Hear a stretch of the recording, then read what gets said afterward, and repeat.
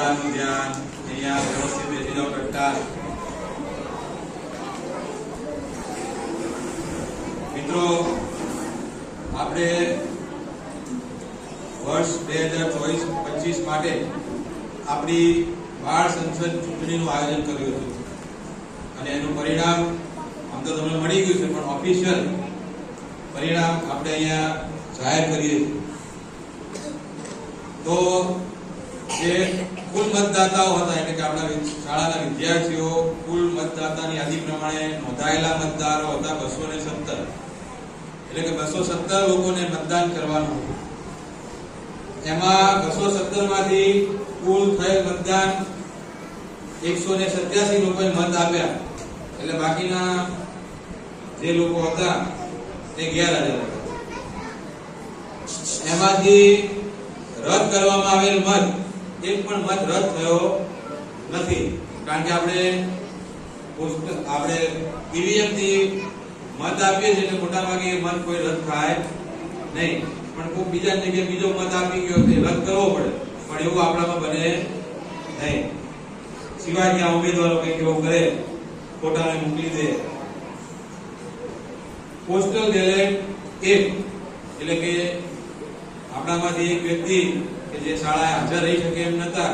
એમણે પોસ્ટલ બેલેટથી મતદાન કર્યું એટલે ટોટલ 86.17% મતદાન થયું એમાં જે આપણે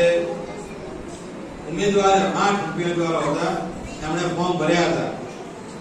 એમાંથી 3 જણા એવું સમજ્યા કે હવે આપણે આગળ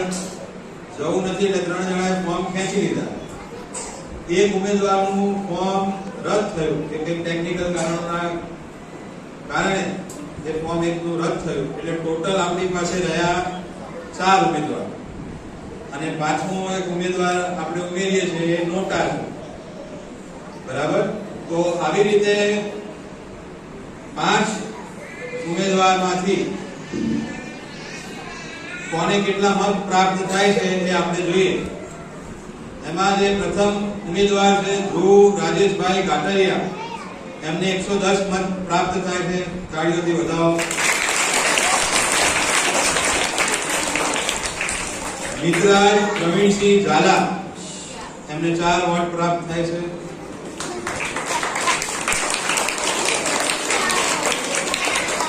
ઋતુરાજ દિલીપભાઈ કાણુતરા એમને 14 વોટ પ્રાપ્ત થાય છે વિશાળ રાયભણભાઈ વસકાણી એમને 57 વોટ પ્રાપ્ત થાય છે અને બે મતદાર એવા હતા કે એમને આ ચારમાંથી કે પસંદ આવ્યા નહીં એટલે એમણે નોટામાં 2 વોટ નાખ્યા કે ભાઈ આ અમારા ચારમાંથી કે મને ગમતો નથી એટલે આ મતદારોની સહમતિથી મતદારો જેને વિજેતા બનાવ્યો છે એવા ધ્રુવ રાજેશભાઈ કાટલિયા બરાબર એટલે ધ્રુવને આપણે અભિનંદન આપીને ફરીથી એક વખત